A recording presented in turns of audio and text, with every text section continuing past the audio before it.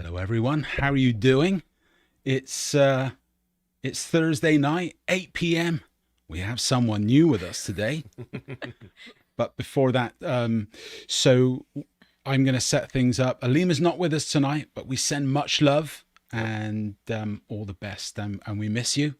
And we will send it over to Dee. This is my wife. I married this one. I'm going to do my best to fill in for Alima, but God help us all. You're going to do amazing. We might get cancelled, but we'll do amazing. Stop. I'm Dee Finnemore Jones. I'm married to Andrew Jones. I'm a senior graphic artist at Benjamin Moore. I've been there for almost 5 years.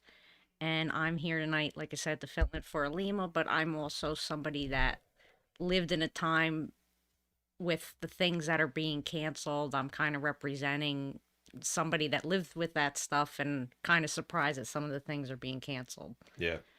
All right. Welcome, Dee. Glad you're with us. This is great. Thank you. And so the topic this week is cancel culture. So we brought that up with our students. We had about 560 responses from the students. And just going through some of the questions that we have here. The first one was, which of the following are a part of your definition of cancel culture? Because I did find that some of the students in the responses were actually not aware of what it was and even haven't heard much of the term. So they're kind of like, I don't even know. I've heard it, but I don't know what it is. So what we did was we gave an option for them to be able to identify as many as they wanted for this one. Actions taken to hold others accountable was 63%, identified that as part of their definition. Censorship of speech or history, 33%. Mean-spirited actions taken to cause others harm, 43%, which I thought was kind of high. People canceling anyone they disagree with, 62%. An attack on traditional American society, 20%, and then a way to call out racism, sexism, etc., 72%. We'll go through all of these specifically, but I'm just going to hit on all of them first. I have worried about doing and or saying things for fear of being canceled. We have 46% were in the strongly agree or agree territory, and then 54% were in the disagree to strongly disagree territory. It was almost an even split, with most of them be either agree or disagree. But that's pretty close with how many people have felt that. Almost 1 out of every 2 students is worried to some degree, which goes into the podcast about anxiety, right? If they're worried about what they're saying or what they're typing. I'm worried about it, and Right. I'm right here. Yeah. But that's our society, though, it seems now. We're getting into that. Cancel culture has had a very positive impact. 1% had identified it as having a very positive impact on society. 27% said somewhat positive impact. 45% somewhat negative, and 27% very negative. So that skewed towards the negative as well, with, somewhat negative and very negative accounting for about almost about 73%. And then, to what degree has canceling impacted your life? I have participated in trying to cancel someone is at 9%, which I thought was kind of low, which is good. I have thought about canceling someone was at 15%. I have never participated in trying to cancel someone, 79%. People have tried to cancel me. This was any student said about 11%. So there were more students who have identified themselves as almost being canceled versus participating, which was only at 9. And then, do you feel that cancel culture fairly punishes people for their past actions or statements? 61% said no, and 39% said yes. So even that is a pretty large population that said it is not a fair punishment. And then we had, which of the following do you agree with? And this could be select all that apply. People today are too easily offended by what others say. 65.5% said that they agreed with that.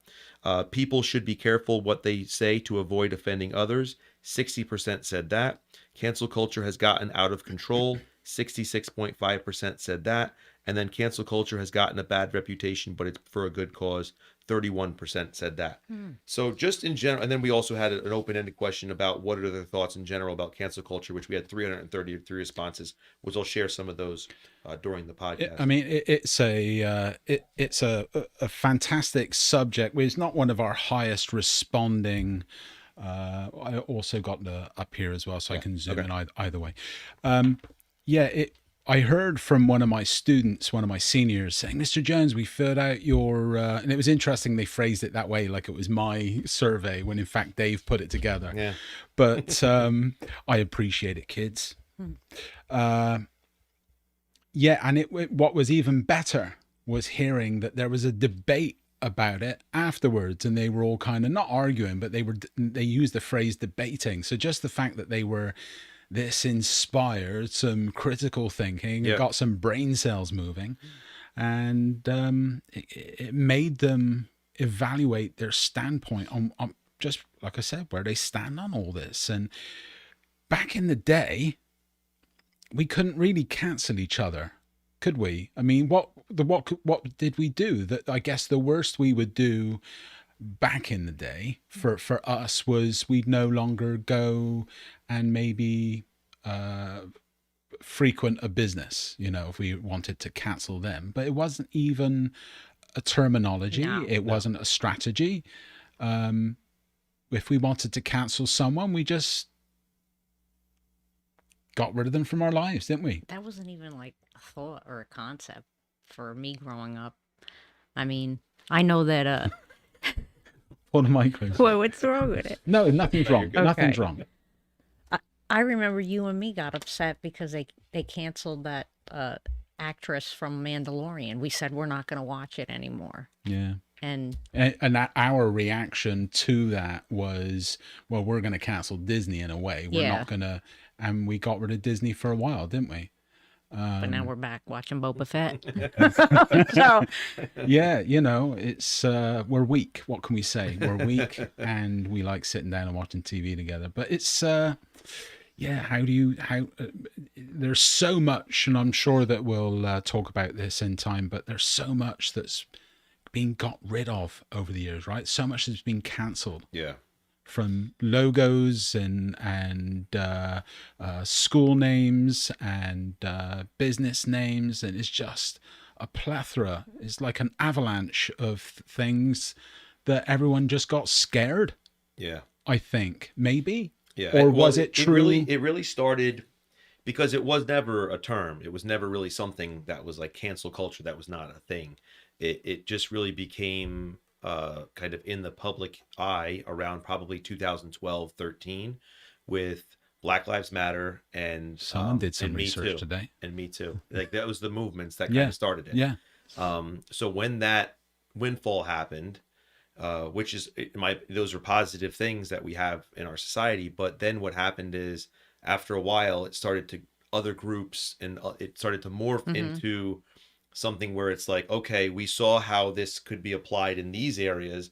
Let's see if we could apply that to anybody. And it's become like a policing of anyone and anything and any company of whatever someone is deeming as offensive. It's now a political and a Social, business yeah. policing, not even policing. It's a strategy now that now it's being evoked in politics. Yeah. Which in itself is a manipulation, just because anyone could fall under the guise of those terms. So it's scary because the First Amendment, I'm an American citizen, and I learned some things these last years. But, it's okay when we're speaking our free speech, isn't it? It's okay when we're saying what we want to say, for some of us. But then when others are saying something that we don't like, right? Where do we draw the line, and who's to say that they're the ones to draw the line? Social media, Twitter, dare I say it, YouTube, all sorts of things. Lines are crossed, and are they right to even do so morally? Yeah. Well, that's why I think with the poll, I thought it was great that again, this isn't a generational issue. It's like it seems to be a societal issue more than anything. Yeah, we've all adopted it in some way. But I do think that when I looked at it, when I was thinking and predicting what the responses were going to be from the students, I was assuming the number of students in support of cancel culture would have been far higher. I thought it was going to probably be, the opposite of what it wound up being, which is closer to like 2/3 of the students who are like, they don't want any part of it. They feel like it's gone too far and it's gotten ridiculous. and they were voicing in a lot of their personal responses just hatred for it because of what it's become and how ridiculous it is, which I thought was great because as Andrew, as you're saying, the reflection of the students of saying like, yeah, I don't support this. And they're not just going with the flow. They're not just going with this idea of, well, it's the flavor of the week or we're adopting this as a generation. They're just saying, no, I'm not a part of this. Like, so I do think that even the school, and we were talking before about the idea of the society itself has looked at this as a bigger issue that more people are adopting as a philosophy and a way of life. But I don't think it is. I think it is a minority of people who are trying to cancel, and then people just look at it like it's so prevalent because that's how it feels. I think it's a manipulation, and again, if we were to go back and look at all the things that have been cancelled, it's is a bit mind-numbing to I think a lot of people, a lot of businesses and companies just fell in line, for the sake of upsetting maybe percentage-wise a few. I don't know. That's my thought. But see what I did there? I covered myself. So thank you all 9 viewers at home for tuning in. We appreciate it. Hello again. Hope you're all doing very well. If you've got any input or suggestions or questions, please do. If you want to ask Dee how an amazing husband I am, please feel free. I'd be interesting to hear. What would be so looking at this, I realized that the loudest voices, I wrote this down, loudest voices don't often account for the majority, right? It's just like the squeaky wheel concept, right? It's like the people who, and I do think the evolution of cancel culture, which came from a good place, which is what a lot of students have said, like it usually starts from a good place, a place of like equality and things like that. Yeah, but then absolutely. Then it evolves into every person wants to be a part of it, because if they're not a part of Me Too, if they're not part of Black Lives Matter, they have to find somewhere to be a part of this. So they're going to find an avenue to say, well, what about this and what about that? And then it becomes like a snowball effect on schools that have Native American name, mascots, right. Even like the case with the Redskin football team having to change a name. And even just to interject real quick there, one or two of the tribes in question actually said, we don't care. So I found it interesting, and I just think for some of them it was what, we don't want to offend just in case there's anyone, and just a blanket kind of change across, just to kind of not offend anyone. But then, like I said, how far do we go? Where do we stop? Yeah. Well, I think that's part of the question is through canceling, right? If that's the way we're going to adopt as a philosophy or way of policing our society, what is the result? Like what's the point of that? Like if we just get rid of a person, if we just say nobody watch this comedian anymore, what is the impact on said comedian or on that business or on whatever it is? Like what's learned? Yeah. Well, I think for the comedians that we've been watching over the last few years, they take a hiatus, they kind of lay low and slowly come back, unless it's really something heinous that they've done. And they're kind of slowly back in business. I think there's also an etiquette being learned how to handle these types of things, which I'm seeing through YouTube, and how people kind of, okay, they've disappeared. They've gone for about a year or two. Oh, there they are. They're trickling back in again. Oh, they're getting bigger. Oh, they got a Netflix special, and so it is interesting to see both sides of this coin, how people get in trouble and then how they kind of resurface again and put it behind them. Right. But yeah. I know you said it's not a generational thing, but like back growing up, I never looked at a comedian as racist. Right. It just was poking fun at, all of us, right? Yeah. Yeah. anybody was fair game. Right. You know, Eddie Murphy, Richard Pryor, John Panette. You know, I don't think that it encouraged me to be racist. Right. It's just observing people how Yeah. they are, Mhm. and this different ethnicities. I can't say it. Ethnicities. Ethnicities. All right. You know, I'm Italian. People make fun of Italians, the way we talk with our hands, how you doing, stuff like that. I don't get offended by that, Right. you know, but you know, some people I guess do, but like growing up, you know, back in the 70s and 80s, I never looked at comedians like they were promoting racism.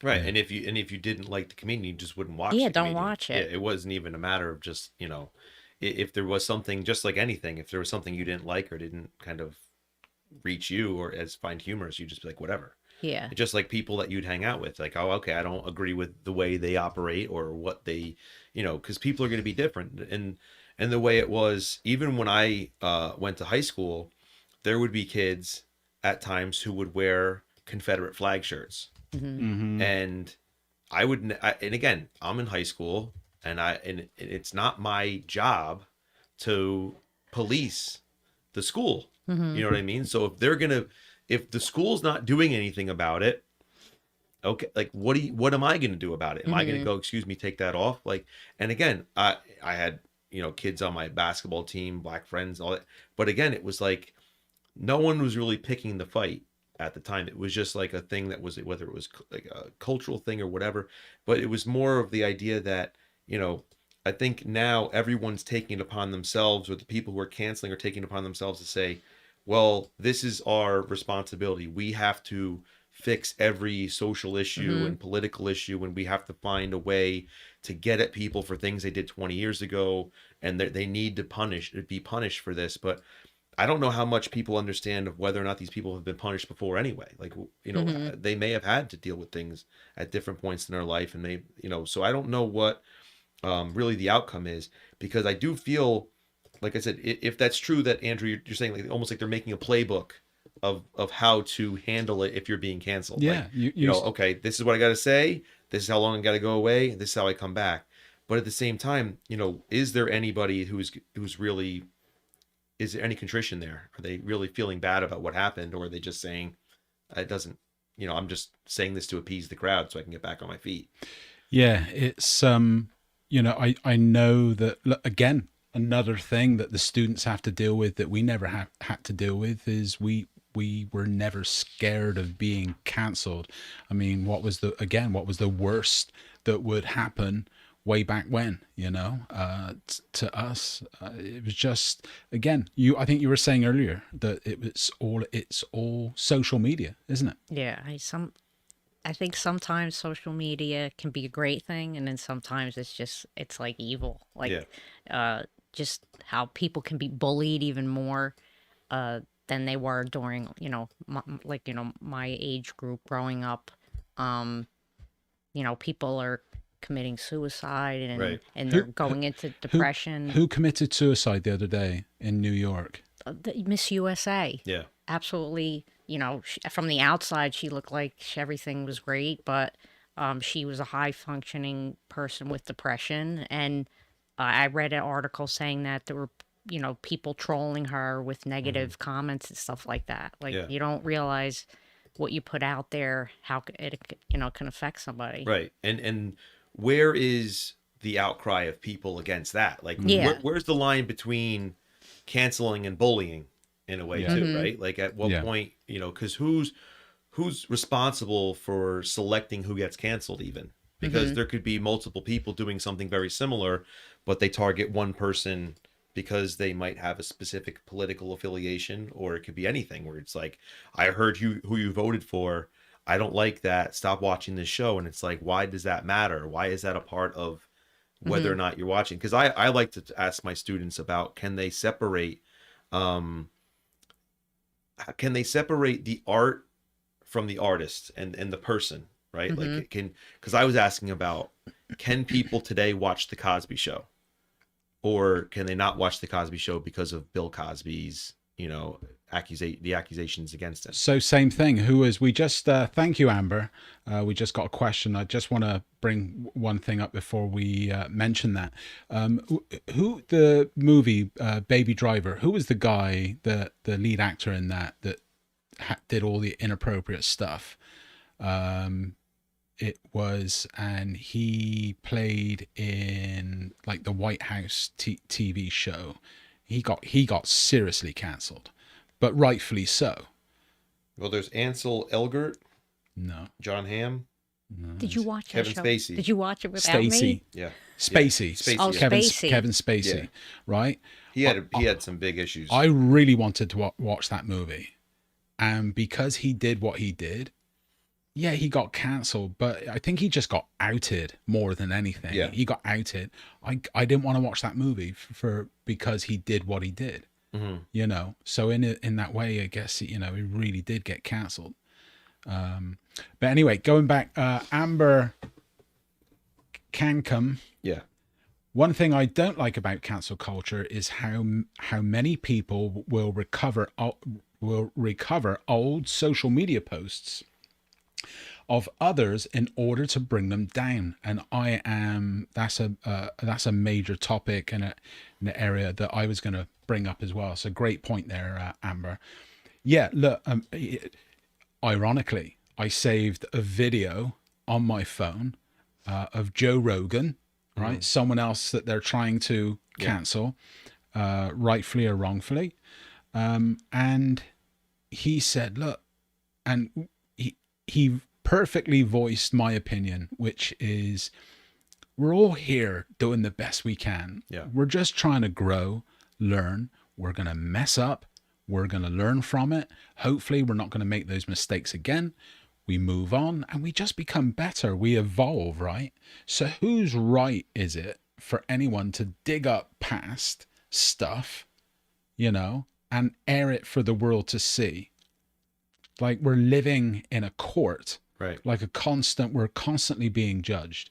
And we never really had that like the kids have it today, So that's a massive thing. And again, where do you draw the line on that? How bad, like Kevin Spacey? Yeah, dude. Yeah. No, Right. but then some other things like saying things because it's okay, or Joe Rogan. Not many of the students will know Joe Rogan, but Joe Rogan being cancelled for things that he said, and he even said, yeah, you take all that stuff out of context. Shouldn't have said it, but I did, and I was talking about a lot of it was I was talking about legit stuff. We were debating sometimes the use of the word, Right. and a lot of people just jump on the bandwagon. Right. So and I've experienced that in class as well over different issues. I'm like, wow, they've read the headlines, right? They formed an instant reaction to it, and that's their opinion. Yeah. But they didn't read the article. They didn't dive deeper, or they didn't read both sides of the story, because somewhere in there is the truth. But yeah, it's just interesting to see how all this kind of plays out. But with the Joe Rogan issue, and I was talking about that with my class this week because I'm reading Huckleberry Finn, and Huckleberry Finn has the N word in it 219 times. So Wow. Really? I addressed it with them, saying this is why Mark Twain put the word in the book, because not that he's racist, he's actually he was the opposite, but he has to put it in there because his audience was racist. So in order to get his audience to read the book and then kind of sneak in the humanity of black people, he needed to use the word to infiltrate the Southern mindset. So That's fascinating. But a lot of people, it's brilliant to be able I'm to do that. surprised they don't pull that book. But they do. That's one of the most commonly banned books. Oh, is it? Yeah. Okay. And they're even now there's an outcry for people to turn the term the N-word into just the word slave, which again defeats the purpose of what he's trying to do. Like, you just need to be educated about why he used it, not just that he uses it, right? Like the context, like you're talking about. But going to Amber's point too about bringing up these old posts because it does connect to Joe Rogan's situation. He had self-corrected over the years. Like, so they're bringing up issues that have happened years ago. Yeah. And he said, I haven't done that in a long time, but yeah, those are old episodes and I shouldn't have done it. And I've learned that and I've changed that. And then it's like, here's an outcry about, no, you shouldn't have done it to begin with. He's like, I recognize that already. I already fixed it. Like, I don't do it anymore. So that to me kind of speaks to this idea of, even when you learn and grow and you change, as we all do, that's our whole purpose, right? We're all learning and changing each day. And We're kind still together because we've learned and grown, together, haven't we? And evolved together, and we're no longer the individuals. right. But you have to, like, that's part of everything. But you also, I hate the idea that during that learning process, you could have somebody call you to the carpet about something that you did that you weren't even aware of, whether it was being naive to something or whether it was just a slip of a moment, and just you're now going to be held accountable for that low moment of your life or that time when you went out, whatever, and just people are going to drill that into that you are that person that you hoped would stay in your past or that you tried to become better from and you thought you'd learned from, but now they're going to bring you back to that low moment and hold you accountable for the rest of your life, almost. Like there's a situation I can't talk about or name names, but someone I like is going through a situation and severely affecting this individual because of something that happened when possibly they were younger and more immature and didn't have, I don't know, we don't know but again, it's just all this information that's out there in some way, shape or form. And what's the point that you get so upset that you're like, you know what, I'm going to bring this up. So-and-so got away with it. Or maybe there's a payday, or maybe there's, just something that's just morally wrong, but you could come out the other side with a few more pennies in your pocket if you bring it up. It's just black and white. Like, there's no forgiveness. Yeah, like, that's what it is, yeah. It's like you're going to pay for sins of something you did. Like, you're afraid of making a mistake, you know? I know this is like, I don't know if people know who Paula Deen is. She had a very successful cooking show, and then somebody went into her past and they pulled up something that she said, and, I'm sure she, back then she said it, maybe, she wasn't forgiven for saying that, and now she doesn't have a show. So her whole career is even gone. something, as far as I know, something not as a little bit more kind of black and white as her situation was. Again, maybe a little bit more leaning towards the Joe Rogan situation. Again, not that many of you will know. Jenna Rimawi, I feel like canceling people doesn't get us anywhere. Taking the time to sit down to educate them is a better and more efficient way to make change without getting toxic and out of hand. Look, I mean, that's a tough one, right? I mean, I think we've said this before on the show that it's not always a case of, unfortunately, sitting people down and say, if you're not careful, this is going to happen. Like, they need to live it for themselves and find that, ooh, that fire is hot, or ooh, that outlet will shock you. So I think, it's going to be trial by fire, a lot of it. But I think we can plant the seeds to at least have people consider their actions before they, where does it begin? Trolling? But I agree with what Jen is saying in the sense of saying, like, for example, if someone was to say something offensive about a community, for example, and you just said, we're going to cancel you. I think that the point here, and correct me if I'm wrong, Jenna, but it's more like, let me explain to you why that's wrong and how that can impact somebody else instead of canceling them. Yeah. Educate, just try to at least have the conversation instead of just jumping to, you're done. We're not there as a society. No, I know, though, but I think that's kind of the point. Yeah. If we can get to that middle role to say, because the canceling is not going to change anything. It's almost like, then it becomes, I just don't want to get the punishment. I'm not fixing the behavior. It just, I just hate what you did to me. And now it's kind of like the similar thing with Joe Rogan, where it's like, he comes out and says that, then he apologizes, which I liked his apology. And I like the fact that he's and he's working at Spotify, which is a more middle of the road type of company. And then the next thing that comes out is that there's an offer for him to work for another company. Yeah. That's more right leaning, right? So then it becomes, well, what would be learned then if that's the case, right? I apologize, but now it's like, I'm going to take back my apology. I'm going to go to this other site and I don't care what anyone thinks about what I say. Then all those listeners are going to be like, well, I didn't learn anything from that other than I just need to go to this area to be who I want to be. Instead of trying to find some middle road to be like, I understand what I said was wrong. I can't do that. I'm better now for it. I'm going to move forward, which I think he should be able to move forward on Spotify. That shouldn't be anything. And I'm glad he kept that route. But the idea that you have to go to one extreme or the other is part of the problem in our society as well. I don't think he's going to play that game because he has character. Yeah. He's a learned individual. I do not agree with everything he said. I don't. Some of the subjects, I think he's a little bit off, where he has different views. He hates chiropractors. He thinks they're full of it. And I have nothing but good things to say about Dr. B, who we go and see, right? Plug Dr. B. And, you know, we've seen the benefit. So it's to see someone kind of course correct as they're moving along. They have no ego. They're quite willing to, I'm sorry. I made a mistake. And that's...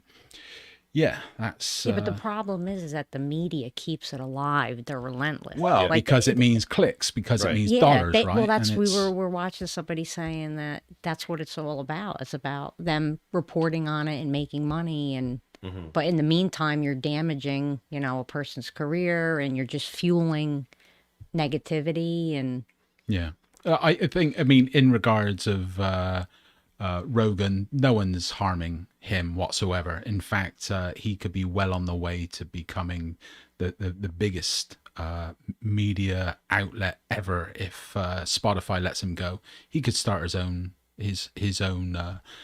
syndication of a YouTube show, or his own YouTube type network where you can get all his content for free. No one will be able to stop him at that point. And then just like when I hate politics, but just like when Trump came in, right, a lot of people that felt that they weren't heard or spoken for kind of rallied to him.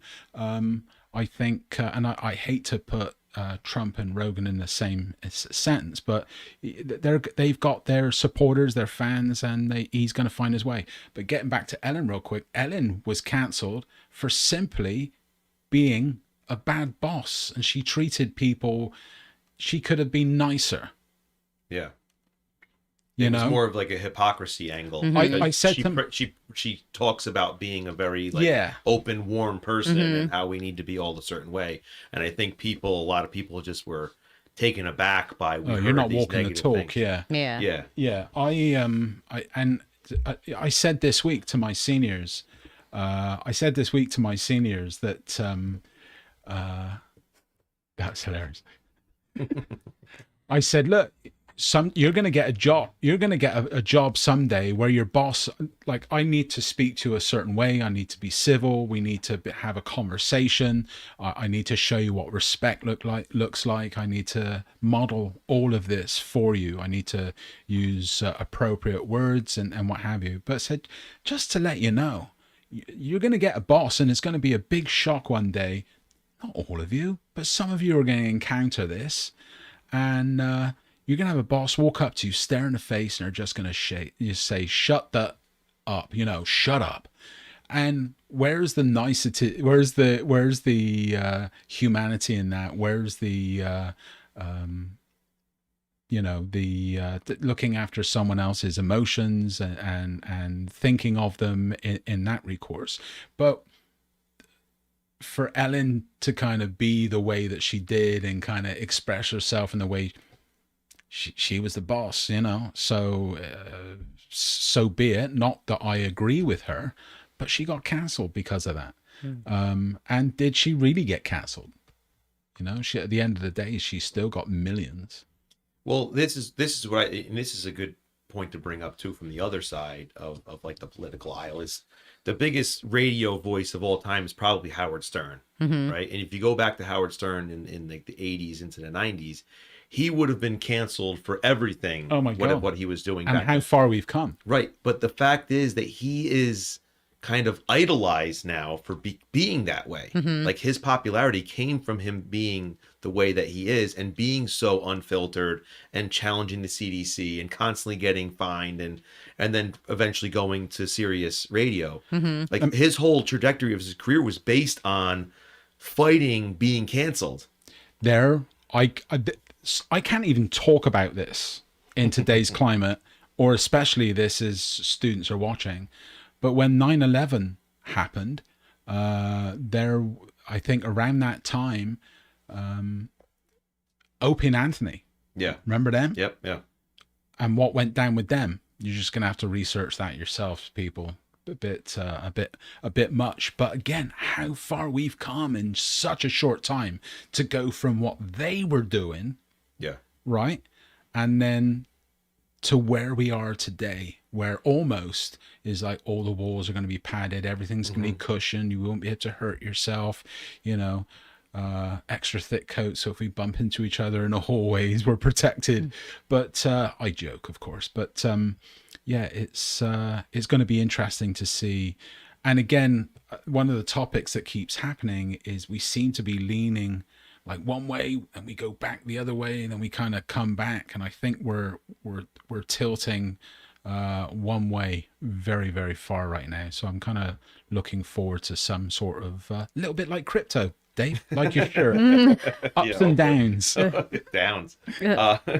But I think with Howard Stern, he made a career of that idea of being rebellious, and he kind of united a fan base that was kind of like, yeah, I get that, and I get that people want to be raw and unfiltered and talk about stuff like that, and they even, like, in his movie, they talk about how many people that hated him were listening to his show more than the people who liked him, just because they wanted to see the controversial stuff.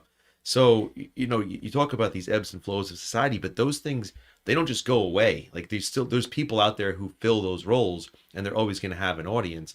It's just that, mainstream public, again, playing off of the negativity, I just would not want that to be a reason why. The most alarming thing that's in the survey is how many students have identified that they're afraid to say and do things. I was just going to ask that. How many of you watching? We have about 8 viewers, I guess. Thank you for watching tonight. How many of you are kind of a bit mindful or even worried that you might be cancelled or say the wrong thing? So I know as a high school teacher, I am, over the years, this is my 8th year teaching now, but over the years I've gone through incredible bouts of I feel like I'm going to put my foot in my mouth and say something, or someone pushing you too far. And luckily only a few occasions, and when I ever have said anything, I can't remember what it might be, but whenever I've said anything, an instant apology, and I said, look, I'm so sorry, I've just got so frustrated, and maybe that slipped. Not that I can remember any particular instance, but it's easy, right? Have you ever had an instance like that? Yeah. And the thing is, in my 18 years of teaching, the only times it's ever happened to me are in the last 2 years. Once was last year, where we had what they refer to as a no work holiday break, which was over the winter break. And what I did was I asked all my students before the break, I said, listen, I know we have this no work thing, but I said, I wanted you to read some of Edgar Allan Poe's stories. And I said, I'm going to give you some of these things. I'll give you the audio to it. You can just listen to it. It's a few short stories. Let me know if that's a problem. I assigned it like a week before the break, and it was due the day after the break. And I said, look at it. Let me know if it's too much. I could scale it back, or I can get rid of it altogether. And I let every single class have their say. And I said, if anyone has a problem, let me know. Went through every class. No, that's great. Thank you. I said, you don't have to write anything. You don't have to do anything. Just read it and be prepared. When we get back, we're going to do like a game with it. We have to answer questions. So no issues. We go through the break. I said, if there's any issues over the break, let me know. Nothing. Go through the break. We come back. I give this like little assessment like game thing that's like on the computer, and a bunch of them don't know what's going on.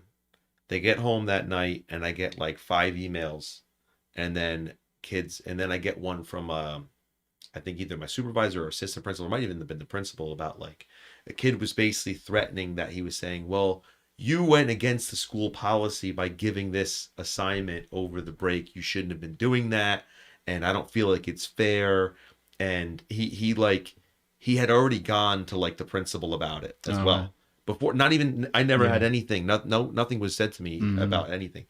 And then I was like, what the hell? I'm like, you had, and I wrote in, and everything was said in email form. It was said, it was on Classroom. Everything was out there.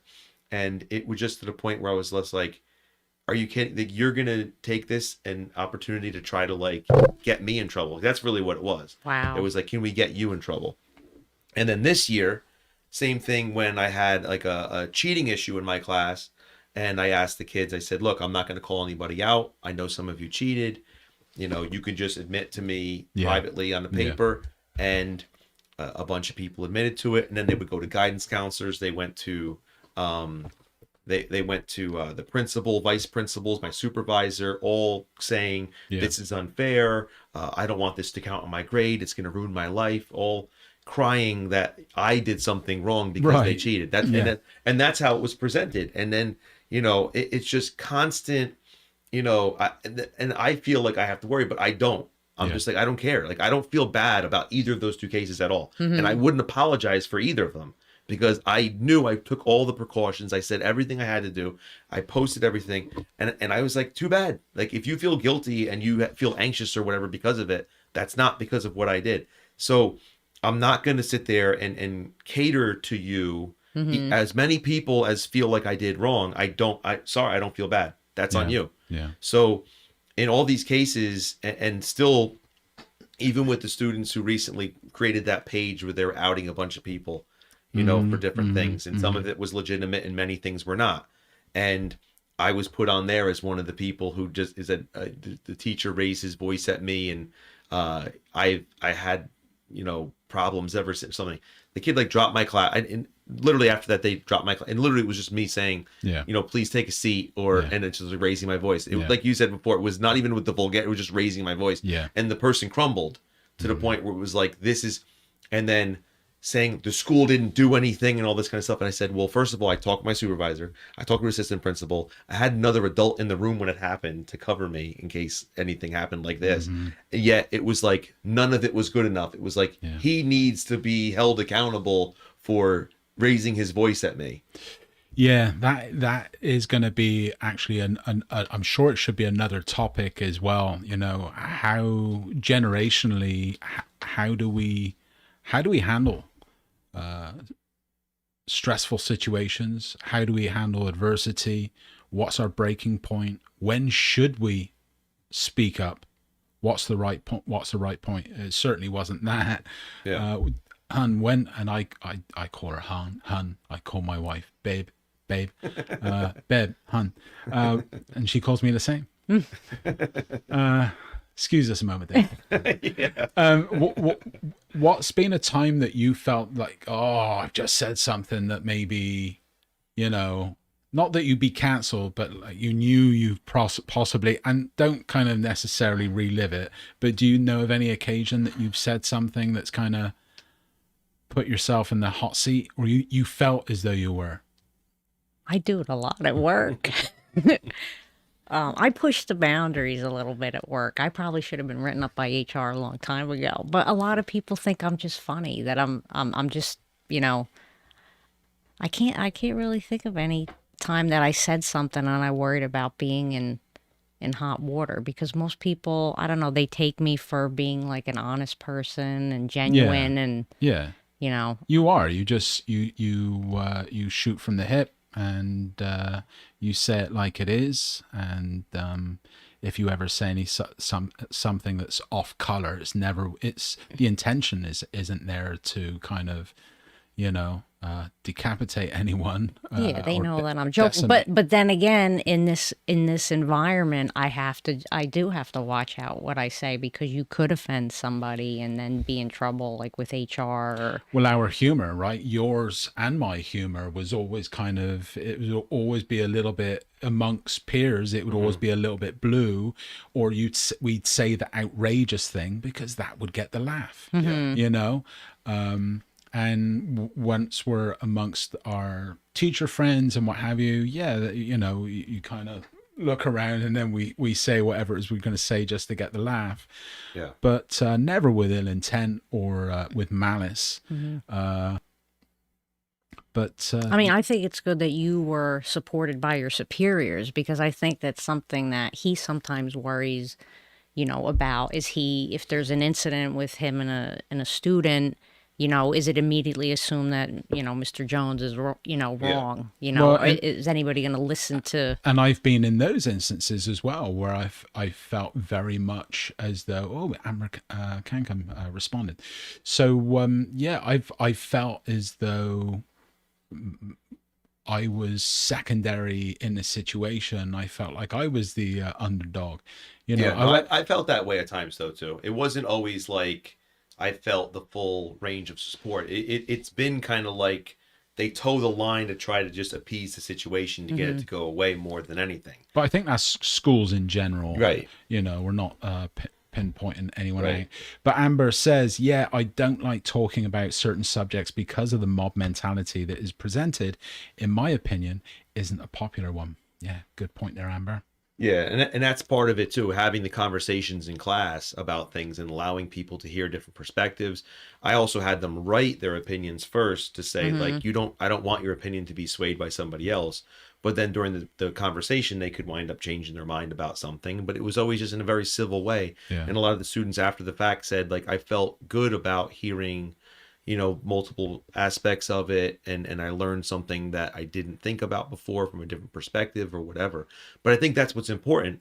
But I think most of the time what we're being told in society or even in schools is don't have these conversations because it's too hot, that the topics are too controversial right now. So it's like stay away from it. Whereas I gravitate towards it because I want them to learn something from it. And I don't want to avoid the conversation. And it's funny because even as I say that, I know I'm going to be I'm taking one of the books that I like to teach out of the curriculum this year, just based on, some of it's based on time, but more of it's based on like where people are, which is One Flew Over the Cuckoo's Nest, which if you've seen the movie, know the concept, right? It's the same thing. But just the character of McMurphy is so brash and just so like the masculinity like oozes off of them, and just like the way that like toxic masculinity is viewed, and just the way people will interpret this as being like chauvinistic and whatever, instead of looking at it for what it is as being like, much deeper than that.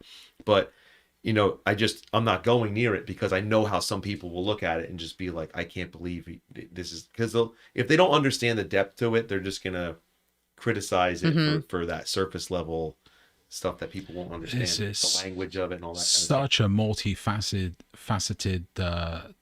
subject, because again, I mean, you just mentioned toxic masculinity, and while that could be legit, again, you get the pandering. Remember the Gillette commercial when they come out and they were talking about toxic masculinity, and it caused like a big stir online, and I think they kind of lost a few points in popularity when that thing came out. Like, what are you trying to do? Look, I think we're all trying to be homogenized in one way, shape, or form. And the beauty of the world, let alone America, is that we're all different and we need to have different opinions.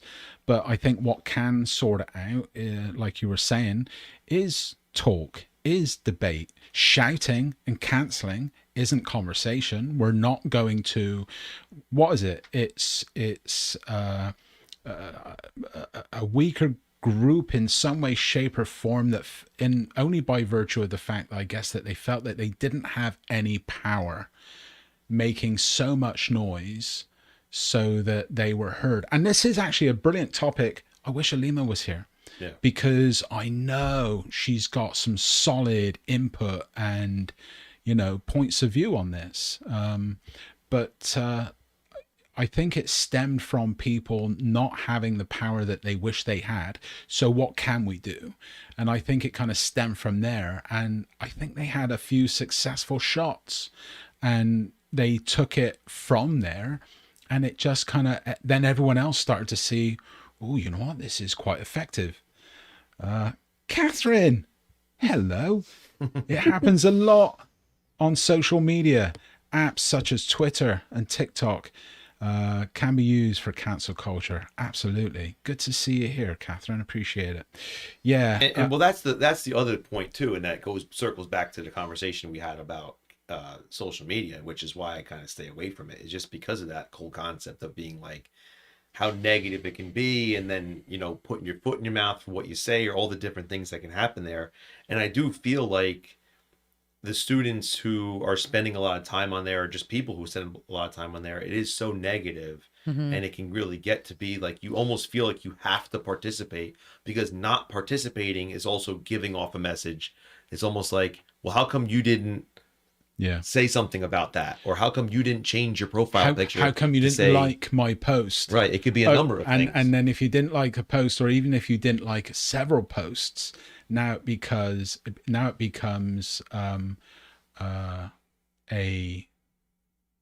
becomes like a backhanded way of passive aggressively kind of acting towards someone because you didn't leave a comment or a like or what have you. So let me read a couple of the comments, if you don't mind, about what I'm going to give it kind of a range of what they said here. So one person says, and this is from the comments, and we don't know who any of these people are, but honestly, cancel culture is the absolute bare minimum when it comes to punishing someone. If someone is being racist, canceling them is the least that we can do in terms of punishment. So I don't believe that cancel culture deserves the bad reputation it has. That's one side. Next person says, I really don't care.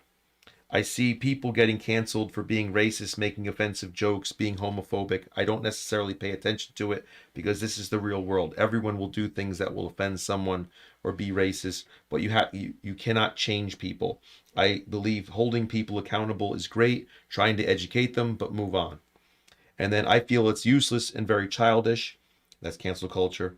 A person will speak their mind regardless, and I am one of them. If they have a problem, they could take it up with me. Until then, I really don't care if someone were to cancel me, because you can't cancel someone who doesn't care. I say this because cancel culture isn't about further educating a person who said an ignorant thing, but instead is a way to discipline or discontinue a person's existence. This can be on social media or real life. Instead of cancel culture, people need to stop being uptight and actually take the time to further educate the person. With the utmost disrespect, I hate this generation. Was that a student or a teacher that wrote it? I wrote that. No, I'm just saying. Oh, that's it. Dave's cancelled. No, I'm just kidding. But you see the range of people who are in support of it. People who are kind of middle of the road, and then people who are just like, what are we doing here? And I just think it's interesting that you can find people in all those avenues, but because not supporting it is not the popular opinion, because the people who support it are usually the most vocal. Yeah. I think people are afraid to say, I'm not supporting everything that's going on when it comes to canceling, because I think it comes down to that, like, let he who is without sin cast the first stone type of thing. It's like, or the glass house metaphor you could use. It's like, I'm not perfect. No. And if I'm going to say something to call somebody else out, right? I jumped on that. No, I didn't mean that. I just laughed that I said it so quick. But if that's the case, if you're going to say, I'm going to come after somebody, you better have no skeletons in the closet, because the second you say something, someone's going to start digging into you. And be like, what do we have against you to say, well, I'm coming back at you? It's like mudslinging political. Going back to the Joe Rogan situation real quick. So it was 3 brothers that actually formulated the video, right? And they are a political business. You pay them and they will further your cause. Well, they got researched, and lo and behold, one of the brothers also used the N-word right? And they were called out like live on a YouTube like interview, and they fumbled over like what to do, how to react, and they were guilty of doing exactly the same thing. Yeah. But unfortunately, when you say something that's either true or untrue, once it's out there, and we said this before, even when you then say, oh, what we said is actually false, it's untrue, once you've got a bad taste in your mouth about that individual, it's hard to get rid of. Well, that's kind of the point too, is to say, well, at what point do we kind of draw the line? A lot of the students said it's gone too far. That was a very common phrase that came up in a lot of their personal responses, that cancel culture has gotten too far. And then it's just to the point where nothing's really being taken as seriously because it's just too vast. Every single thing, something that's said, something that's done, it's just gotten to the point where people are just, they don't even know how to, proceed. Yeah. Do I participate? Do I not participate? Like, can you get a Dr. Seuss book anymore? Or Right, no? even that, even that whole concept, the same thing. Like that, and again, you're going into, if you want it, even that, you can go into Walt Disney's past, cancel Disney then. Oh, right? yeah. Like it could be it could really be anybody. You a lot could of the go presidents we've had. You could go into my past, like 12 years, 15 years. Heck, I mean, if you would go my first marriage, I mean, all sorts of different things that you wish you could have done different, better, and what have you. We're all in the process of growing and evolving, and we just need to be a little bit more patient. But although I do believe that we need to be a little bit more accountable when we're big public entities. So, but then even then, this country founded on free speech, as First Amendment. Where do we draw the line? Yeah, I agree. The accountability part in a present day sense, right? But I think we also have to allow people to have learned from mistakes and not have to be dragged for those mistakes for the rest of their life. And it shouldn't be brought up time and time again about their behavior, because the whole goal is to kind of correct the behavior. So if somebody does something and they get in trouble, they go to prison, they serve their time, they should be able to get out and participate life normally. And prison might be demoted or moved to a different exactly. thing. That's the point. It doesn't be have to be prison, but ostracized. It could be a number of things. It could be losing a job. It could be losing a position. It could be a number of things. But allow the person to pick themselves up and dust themselves off and learn from the experience, instead of saying, nope, I remember you. You can't, I don't ever want you to have happiness again. I never want to see you come back. Yeah. And, I think America does, I think historically, like the underdog kind of mentality of people kind of picking themselves by their bootstraps and figuring it out after they've made a mistake, to kind of, energize their career. But these days it's less likely. I feel like people are just more willing to keep their foot on your head while you're under the water. Yeah, absolutely. Like Robert Downey Jr. I mean, I remember when he wasn't he in jail for doing something, and now he's like one of the biggest stars with Marvel Comics. Yeah, it's occasionally, once in a blue moon, it's kind of brought up, and he kind of, what are you doing? Don't go there. That's not who I am anymore. Yeah. So incredible. And I do believe that for pretty much most things, we need to give people another chance. And again, I don't think it's about chances. I think, we're in this country, part of this country is beautiful because, God forbid we lived, for example, in Australia, where you have no choice. You follow, and I think I've said this before, you have to follow what the government says. And or China, where you're not allowed to voice certain opinions. We have the right, we have the ability to kind of speak our voice and be heard or not heard or agreed with or disagreed with. And that's the beauty of this country. And as you evolve, your views are going to change as well. So, but I think overall, many of the students are voicing that they would like things to be a little lighter. They'd like humor to kind of be reintroduced into the world a little bit, which is great because they recognize that there's a need for it. But also, I think that if people are going to take the route to try to cancel somebody, they really need to be educated about what they're doing before they just, make Jump the on the attack. Yeah, they bandwagon. can't do that, because so often, as was the case with the website that the students were making, trying to get people in trouble with things like that, so many of those were incorrect statements that were really hurtful to people, that the students who Who were posting- there with legit. yeah, and so you had legitimate issues, and then you had completely false misunderstandings that were very hurtful to people, and their names are out there, and they were all getting lumped together. And rather than kind of strengthening and uniting behind a common front, it became a what's what of fact. I had a very frank conversation with my sophomores and my seniors, and I said, look, regardless of what's going on, if there is ever a situation, and I say this to all of you as well at home, if you're in school or you're somewhere in the world, or you feel you're not as strong or as powerful as other people and you might be taken advantage of, there is no world and no way that you should be putting yourself or allowing yourself to be treated in any way that is wrong. There's something that, we might be a bit touchy with how someone talks to us. I'm not talking about that necessarily, or they shouted at me, it's just maybe get a thicker skin, possibly. Yeah. Hard to say, because it's all, each individual situation. But if you're in a situation where things are happening that you need to kind of speak up about, you need to speak up about. I told all my students, I said, come see me. I'm here. I'm your ally. I'll get behind you. I'll help you through the situation.